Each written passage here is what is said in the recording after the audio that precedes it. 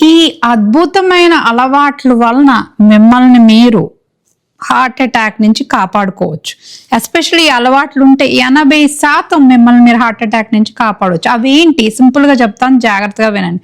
మీ అందరికీ తెలిసిందే, blood pressure, diabetes, cholesterol కంట్రోల్లో ఉండాలి, అది మీకు తెలిసిందే. సో నేను న్యాచురల్ మెథడ్స్ చెప్తాను, లైఫ్ స్టైల్ మోడిఫికేషన్స్ అనమాట. నెంబర్ 1, ఫస్ట్ గ్రౌండింగ్ అంటారు దాన్ని. అంటే కాళ్ళకు చెప్పులు వేసుకోకుండా బేర్ ఫుట్ భూమికి తాగించడం అన్నమాట. అంటే మీరు పార్కులో కూర్చోవచ్చు, పార్కులో గడ్డి మీద నడవచ్చు, ఇలా దీన్ని గ్రౌండింగ్ అంటారు. గ్రౌండింగ్ హార్ట్కి చాలా ఇష్టం అనమాట. ఇది చాలా హెల్ప్ చేస్తుంది హార్ట్కి. 2, టెక్నాలజీని కొంచెం తగ్గించండి, ఎస్పెషల్లీ పడుకునేటప్పుడు.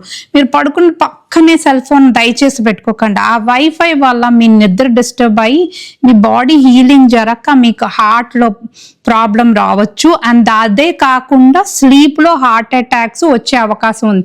సో ఫోన్స్ దయచేసి పక్కన పెట్టుకోకండి.